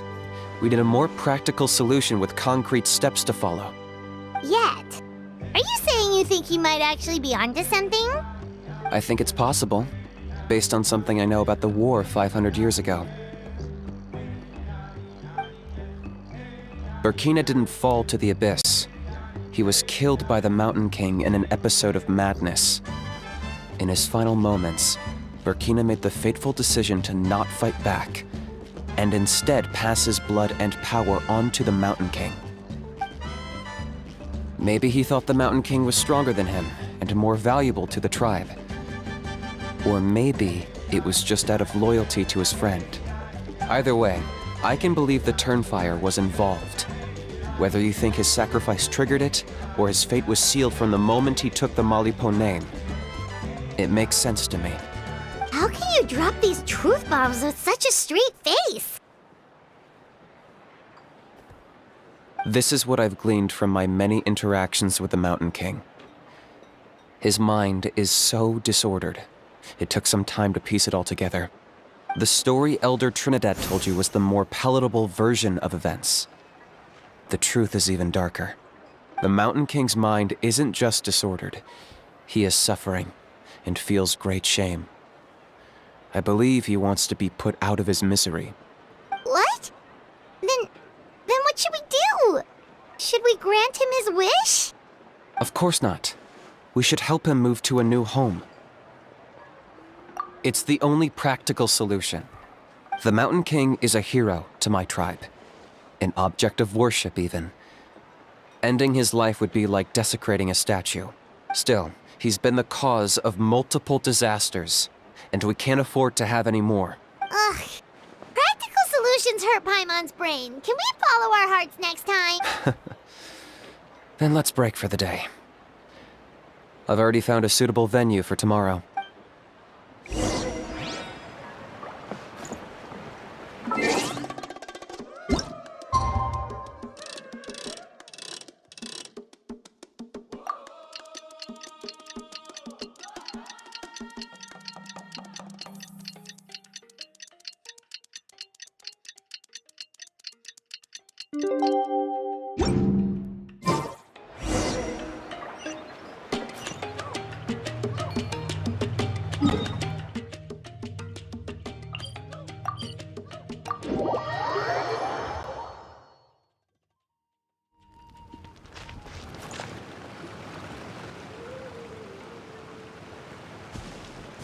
You're here.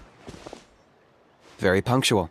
Oh, so the gruesome twosome come crawling back.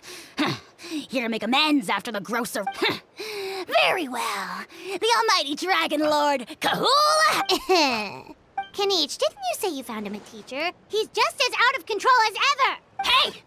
No one gets to discipline the almighty dragon lord, Kahula, how? Maybe because I've never had a gentle-natured companion like Paimon to compare against. Is that a compliment? Yeah, I see what I'm missing out on now. And it's a lot. Kinich! Ugh! We could drown this measly flying ant in one droplet of spit! How dare you compare her to the almighty dragon lord, Kahula, how? Oh, just wait till I possess your dead body! I will commit heinous atrocities! Tear down your legacy! Just...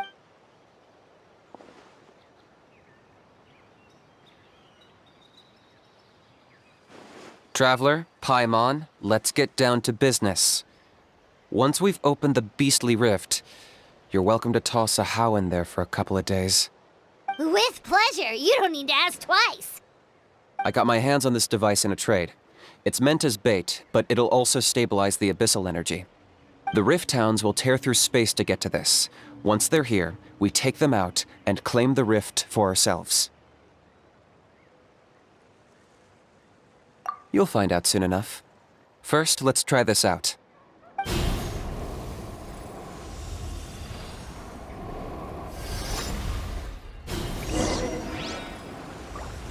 They'll tear you to pieces given half the chance, so be careful. Overruled.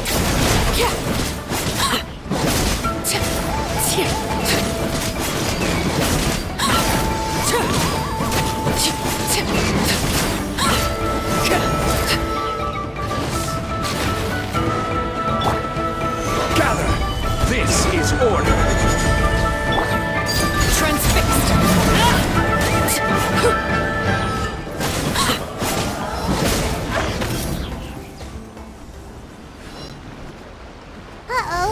Are there even bigger ones on the way? You see, Kinich? I'm a man of my word. In fact, I'd say I under-promised and over-delivered. Nifty little gizmo, isn't it? I take it this is your true form? Now that our deal is complete, it's time to start the next phase of our relationship. I made a promise to the great Kahula How, and now I'm here to seize your body for his use. Cliché, I know. The hero's trusted partner sells him out to the abyss in a shocking act of betrayal. Cue bad guy speech and drawn-out death sequence. Huh? Angel? Huh? Huh? What are you two doing here? Oh, Mr. Kinich, this is not what we agreed on. Traveler, this is the gift I got you.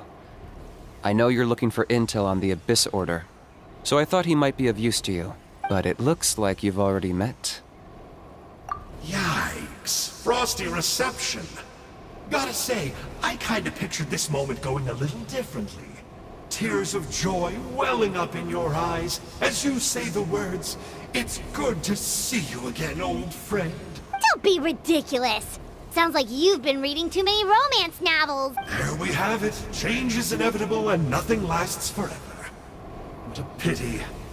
Well then, time for you to meet the new me. This time, please call me Sanka. Sanka! Aha! So you're Glasses Guy! You tricked Huni and Toba into telling you a bunch of stories! What does it matter? A name is a superficial label.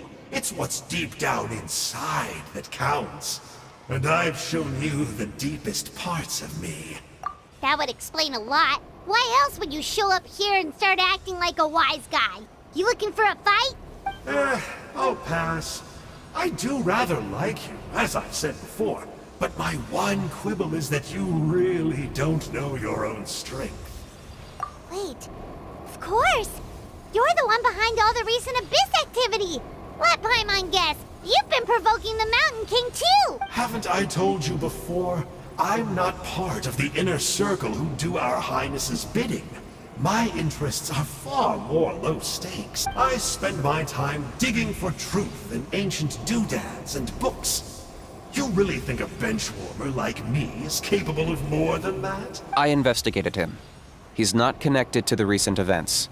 Just happens to be in the area. So I struck a deal with him. He helps me summon a rift.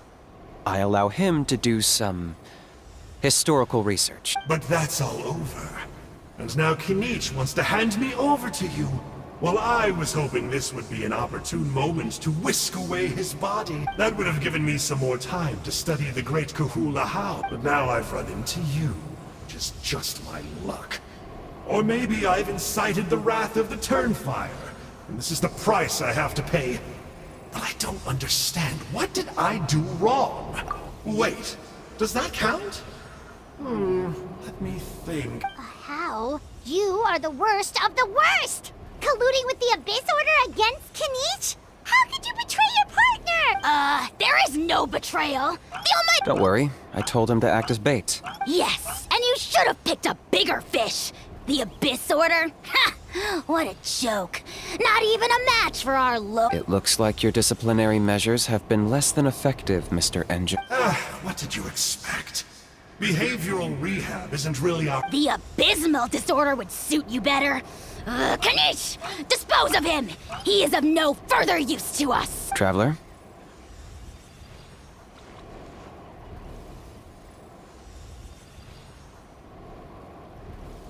Hey now, I may be a lowly clerk, but don't underestimate me. I could never beat you in a straight-up fight, but when it comes to running away, I won't lose to anyone. Do me a favor and remember how fast I disappear. Maybe then you'll show me a little respect next time. Darn! He got away again! Couldn't you have stopped him? It's all right. He's not worth our time and energy. Besides, it seems like he's in debt to a lot of people. I'm sure they'll keep him busy. If you say so. Still, Paimon's kinda surprised that you actually struck a deal with someone from the Abyss Order. To borrow that guy's words, Names are superficial labels. Whether you call it the Abyss Order or anything else, it's a broad generalization at best. Think of it like apples that have fallen from a tree. If you tasted each one, you'd find that they're all at different stages of ripening. Even the unripe fruit blown off its branch before it's fully grown can still be brewed into a fine wine. Everything has its use. Huh. Well, in that specific sense, maybe Enjo's not such a bad apple. Not rotten to the core, at least. Of course! Only the almighty. Ugh. So what exactly are you anyway? You're definitely the evilest little thing Paimon's ever met. Don't worry, he can't hurt a fly. You could say that. Paimon heard that those kinds of contracts might come with a terrible cost attached. Is that true? Such as a how watching me like a ravenous vulture? Vulture? Vulture! We are the Let's pick this up another time. It's getting kinda late. You should go back and get some rest. Big day ahead. Tomorrow's Turnfire night. Time to light the sacred flame and burn away the filth for a legendary 500-year-old warrior. Oh, yeah. Hearing you lay it out like that is making Paimon a little nervous. For all the work we've put in, it all comes down to tomorrow night. We have to make sure we solve this problem once and for all. Then it can't hurt to say this one more time. Good luck to us both. See you tomorrow.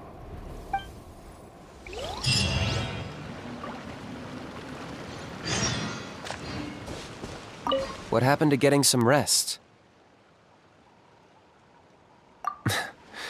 A house piqued your interest, huh? It's true that he's a relic from an earlier Saurian age, but since we're bound to each other by a contract, you can see him as my companion for now. I know he can be awful, but don't worry. As long as I'm still around, he can't do that much damage. That's a key part of the contract. A How has to obey my orders and lend me his power for as long as I live. And after I die, a How gets control of my body. That's the price. Crazy, isn't it? That was probably the first time I really appreciated what it meant to pay a price. Then once I signed the contract, I received the ancient name Malipo. But that's a whole other story. We can get into it another time if you're interested. What happened to getting some rest? You're cautious, like me. I get it. But don't worry, like I said, I investigated, and I'm confident he has nothing to do with the Mountain King situation. Before he got tangled up with us, he was looking into the Mare Javari. That's another major part of Natlan's history. Our ancestor, Burkina, once fought a campaign there alongside the 5 other heroes. But it's not such an easy place to get to these days. That's about all I know, though. I have yet to take a job that involves the Mare Javari.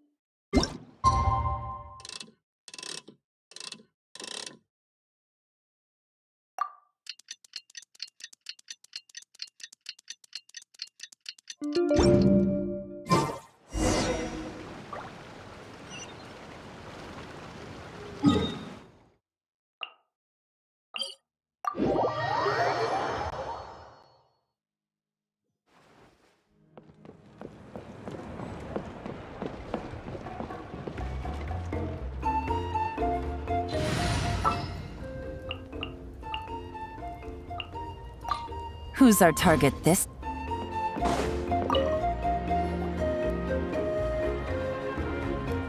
Ah, at long last, you're back. I hear that you've done much for our people these last few days.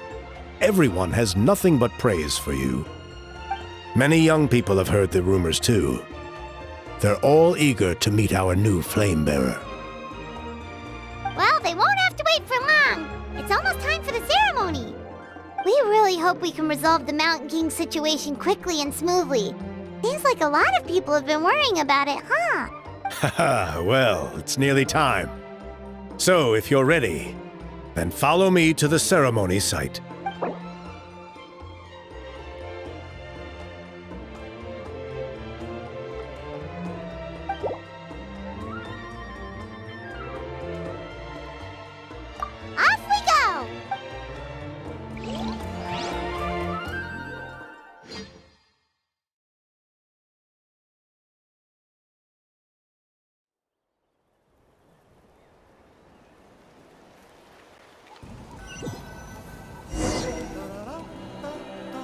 Here we are. Our honored guests have arrived. I have heard much about your fine work over the past few days. I hope you'll allow us to thank you properly after tonight's ceremony. Don't worry about it. Getting this huge venue ready must have been a huge task. No need to make extra work for yourselves on our account. If it means getting the Mountain King issue resolved, no cost is too great to bear. A resolution will come in due course, but every great fire starts as a tiny spark. We must take it one step at a time. No one would disagree with you if that were possible, Chief. But it's been far too long since we've seen a real step forward. Look around you. Can't you see how our numbers have dwindled since the last Turnfire night? The ceremony was arranged on short notice. Many are away from home and could not make it back in time. That may be so, but still... Good evening, Traveler in Paimon. Kinich! Not a moment too soon. Chief Wayna, Elder Trinidad, could you give us a minute? I'd like to give the Traveler a few pointers as the previous Flamebearer. Very well, but make it quick. Let me know when you're done and we will begin the ceremony. Let's step to the side. Has anyone gone over the key steps of the ceremony with you yet? Yeah, Elder Trinidad did, but, Paimon seems to have forgotten them. What a surprise! The flying ant has an ant-sized brain. If you don't want your tongue to be burned off by the sacred flame tonight, I suggest you stay quiet. See those sacred flame pillars? Once you've lit the fire, go light each one up in turn. Once that's done, head down into the cave where the Mountain King slumbers, light the braziers along the way, then bring the flame to the final altar. Then the ceremony is complete. That sounds simple enough. The process isn't complicated, but remember, you mustn't turn back at any point. If you miss a pillar, you can't light the next one, then come back to it. You have to keep moving forward, or it's seen as disrespecting our ancestors. If that happens, you won't receive the blessing of the Turnfire, and you'll have to start over. I made you a diagram that summarizes the steps. Take a look.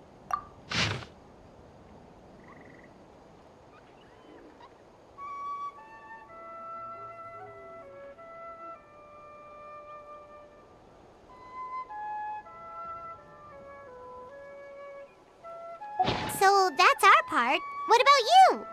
I'll be with you the whole way, and once you've lit the altar, I'll start summoning the rift. You can leave that side of things to me. Just focus on your part. Okay, we'll try to remember all that and get it right the first time. Ready when you are. But I think I saw Huni and the others just now. Maybe you should say hi before you start. Might make you less nervous. Just tell the chief when you're ready.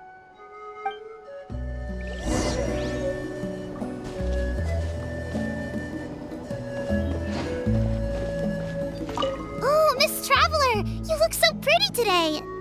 You're gonna make sure the Mountain King never threatens us again, right? I believe in you. I'll be cheering you on the whole time.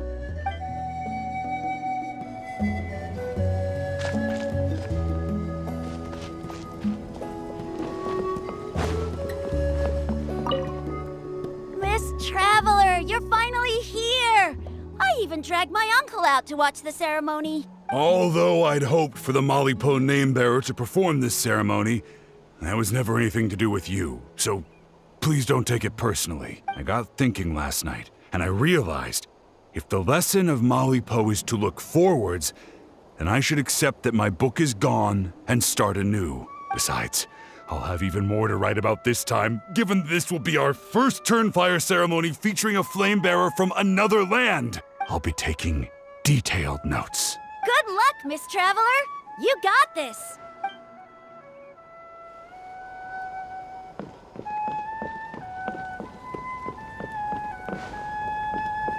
Hey! Bet you're surprised to see me. Didn't think I'd be coming, did you? I was all packed up and ready to go, but then I thought, I wonder if the ceremony will go any differently with the new Flamebearer. So yeah, here I am again. I still owe you for that picture you took. So once you start, I'll be dancing to cheer you on. Don't be nervous. You'll do great.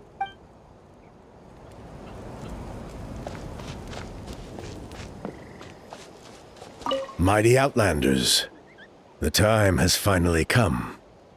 You know, please remember, you must cleanse as much abyssal energy as you can. This is the only way to prolong the Mountain King's slumber. I am sure you have what it takes.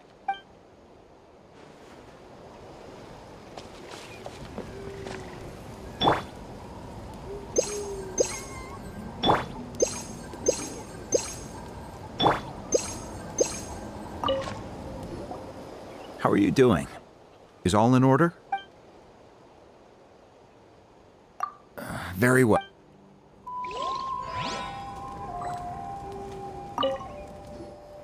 How are you doing? I'm counting on you. Don't forget what we talked about. By past fuel and present flame, life marches ever on. My brothers and sisters, the time has come to light the fire once again, and let the Turnfire night shine bright in Hoytzitlan.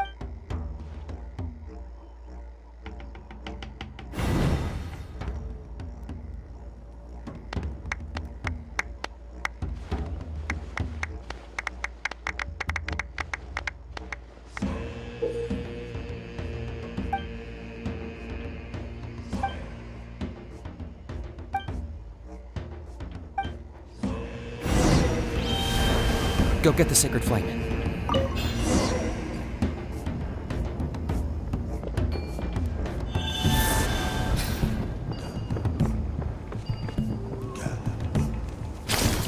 Nicely done. Off to a good start.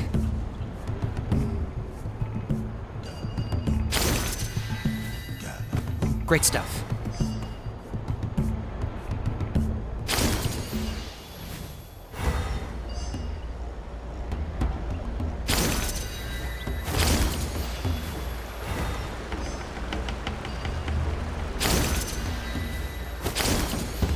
You're over halfway. Keep it up.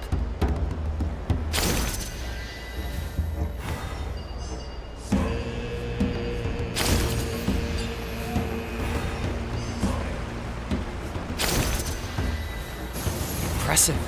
Just one more to go. Come on, one last push. The final sacred flame pillar is up ahead.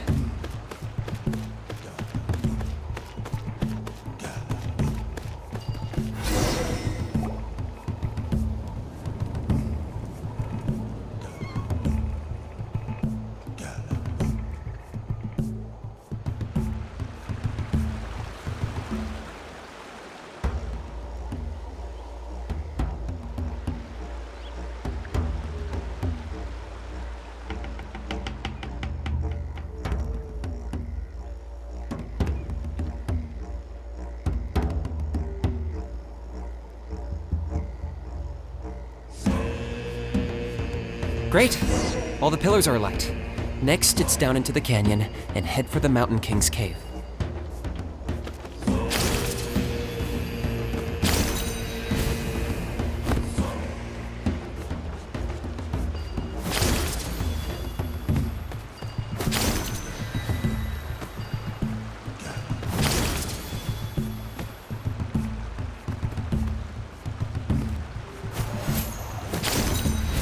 Almost there. The cave is just up ahead.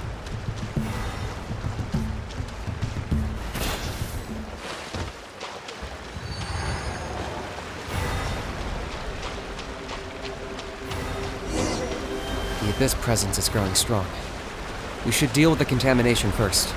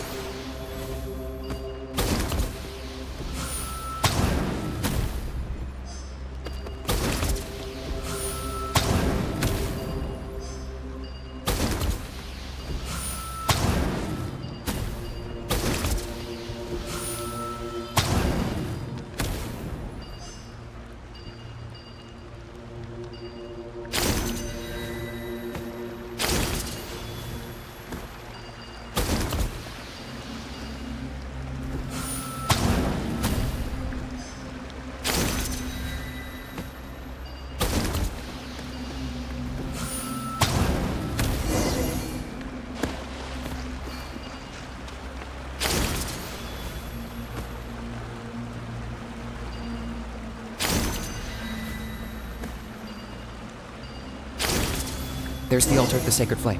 Remember, light up the torches around it first.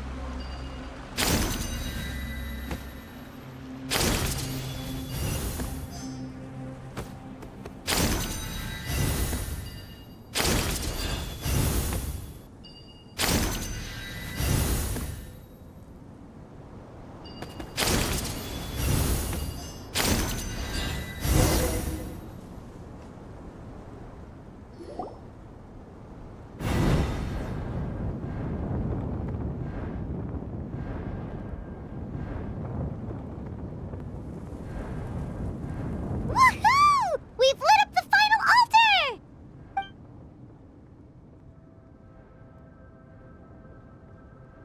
That's the Mountain King up ahead, right? That's him. Kangamato, king of the Yumkasaurs from 500 years ago. He's very powerful. Paimon can tell. He's huge. Let's tread carefully. We don't want to wake him up. You've made it at last. You did even better than I expected. Traveler, now comes the final and most important step of the ceremony. Please use the power of the sacred flame to cleanse the Mountain King of abyssal filth. There's no need this time. Hmm?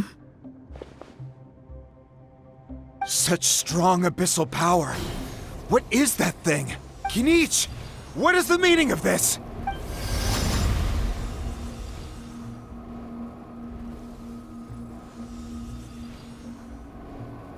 Is that a beastly rift? Chief Waina, Elder Trinidad, this is about to get a little dangerous.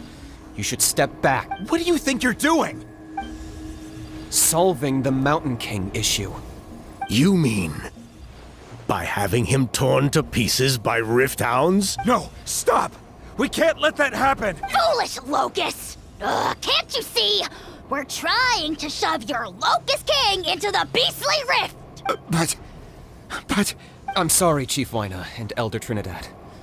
This is the only way. Can you promise me that no harm will come to the Mountain King? I can't guarantee it, but I'm fairly confident. Traveler, this is not what we agreed on. You must cleanse the Mountain King of every last trace of abyssal contamination. Okay, I see what this is. You've been in cahoots this whole time.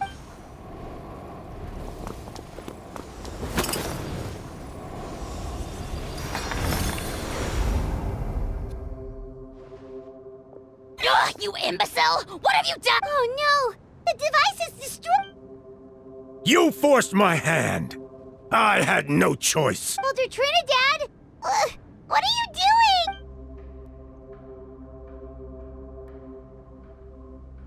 No, the Mountain King is waking up! He will cause even more casualties! Everyone, out! Now!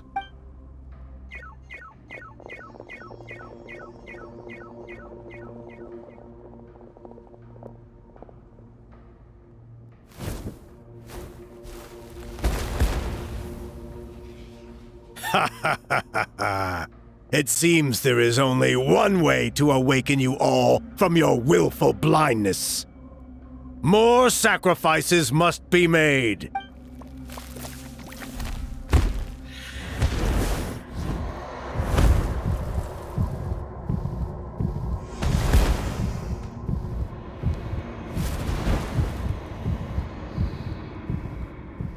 Take me, O Mountain King!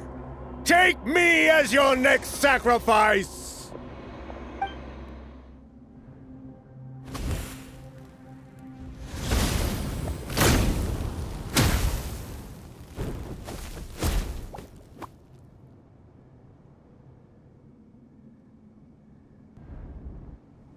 Everyone's still outside.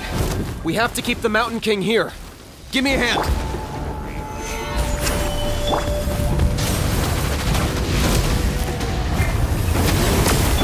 Things are about to get dicey. Laid bare. Watch out for the fruits he's spitting out. I can use those against him. Yeah, that's it. Wrath from the sky! Try and stop me! Quietly now.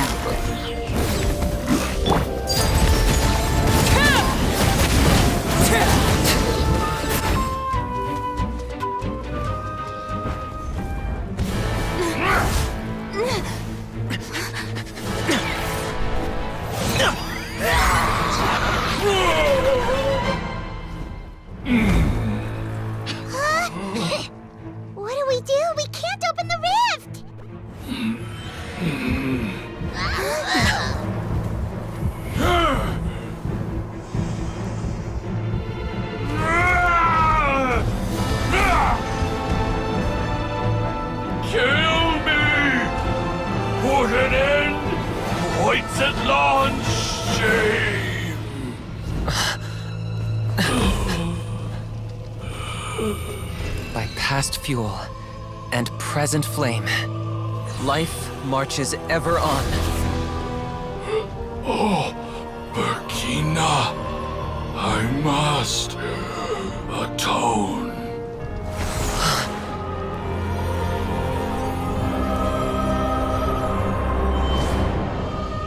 Patience. We will answer to the fire for all our deeds. Even if one day I fall behind, never look back. Keep moving forward, as we are now.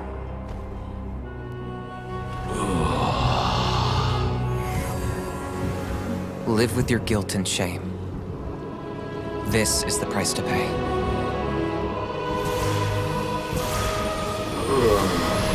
Heir to the Turnfire, please use my ruined vessel to train the heroes of the future.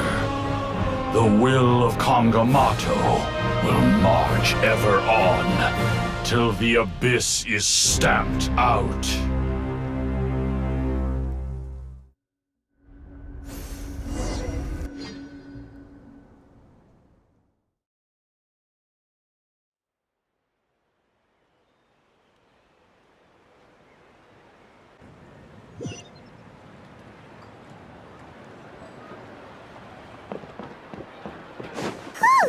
Pretty eventful day yesterday, huh? Paimon wonders how things are doing now. Let's go ask the chief!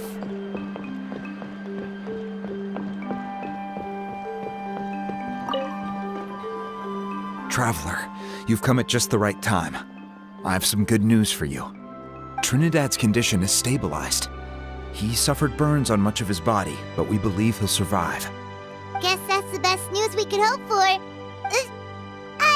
Paimon has to ask, is everyone in your tribe such a risk-taker?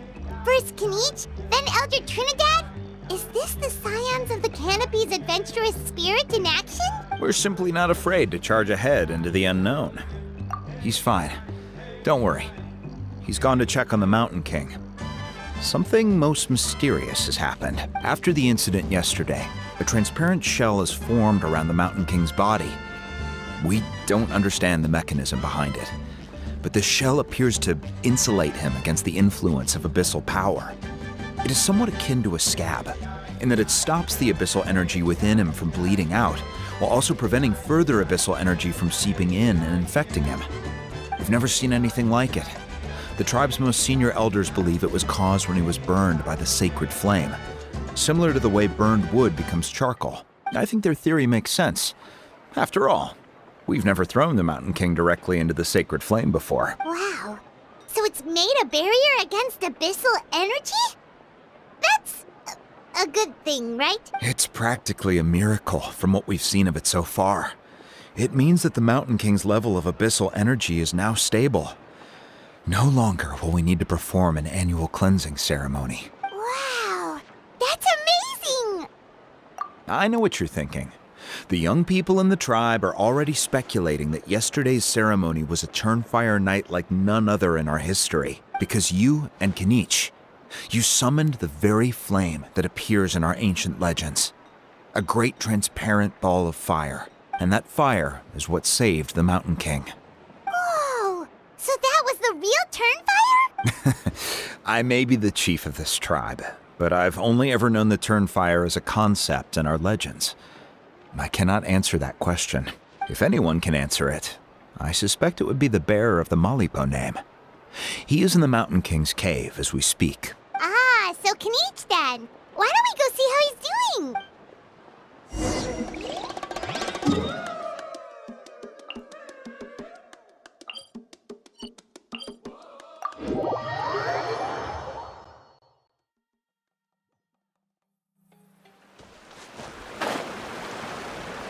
Let's ride!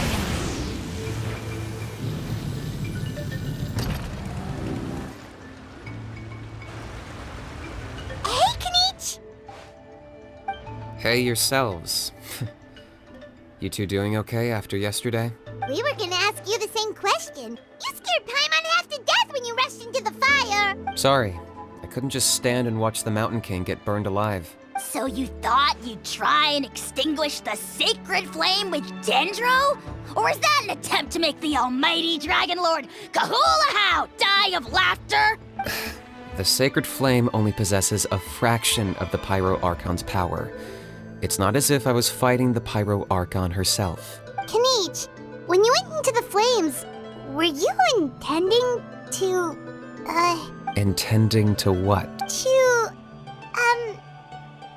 do the same thing as Burkina? Sacrifice myself? Of course not. My focus was on keeping the Mountain King alive, not on what it would cost. But now I'm curious.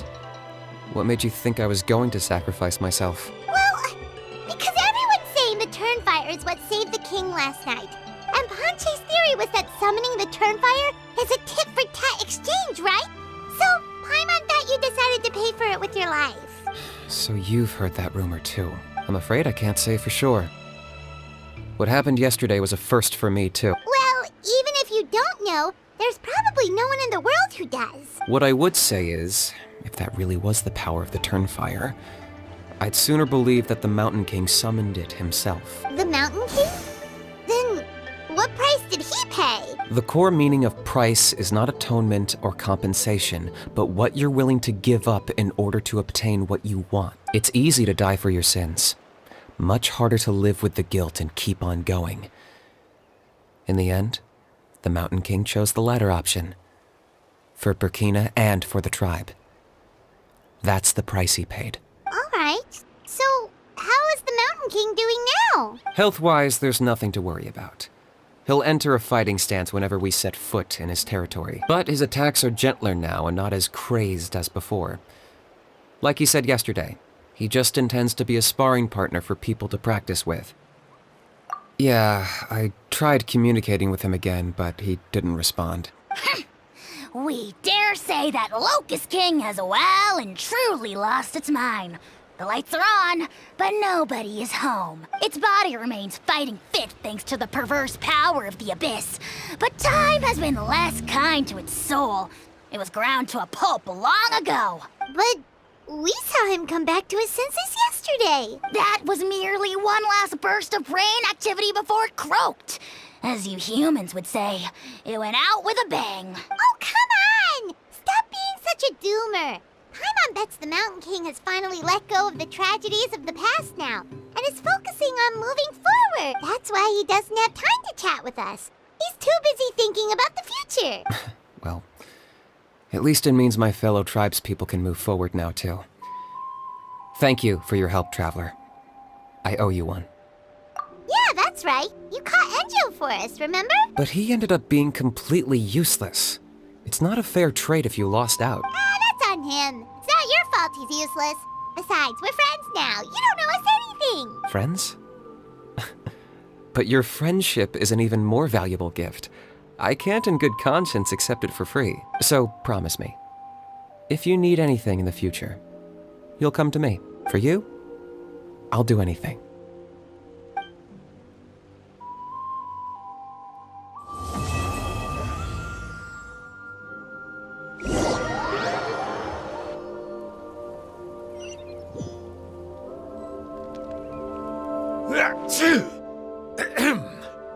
So, in the end, only poor little Huni got the sad ending? Yeah, everyone's happy except me. First Nana, then my dad. Why does everyone in my family have to suffer? Huni, it'll be okay. Your dad will get better soon. Toba, you're my friend, so I shouldn't say this to your face. But it was all the Mountain King's fault. Huh? Now hold your horses, kiddo. If you promise not to fight, Uncle Sanka will tell you a story. Okay, before you roll your eyes out of your skull, I promise you can trust me. I almost got my eyebrows burned off by the Turnfire after last time. That's why I came back, to make it up to you. All right, I'll just get to the point. Do you know What? your extreme sports? Huh? On my first day here, I got hit by someone falling out of the sky. I believe you call it bungee jumping? It's a dangerous sport, to be sure, but the courage it took to make the jump impressed the heck out of me. So, I introduced myself to the jumper, we made friends, and I even helped treat her wounds. Oh, such a nice friend. Of course. Anyway, the good times didn't last, because I got captured by a powerful foe, so we had to part ways for a while. In the hands of the enemy, I was scorned, scolded, and nearly given away as a gift. Oh, it was so humiliating. A horrible experience to look back on. Why does Uncle Sanka always have to suffer, I thought. So I feel your pain, Huni. I was in the same position. But in the end, I made it through, and I left all of those painful memories in the past. I even managed to reunite with my friend. Is that it? The moral of the story is to look forward in life, right? Yeah, we've heard that one millions of times. Sorry, Uncle Sanka, but you're not cut out to be a teacher. Very smart, Huni, but not quite smart enough. What I'm trying to tell you is that after I reunited with my friend, I found her injuries were all healed, but she really missed her family. So, I thought you might like to see her too. She's right behind you. Turn around and... Another trick about not turning back? I'm not falling for that one again. Huh?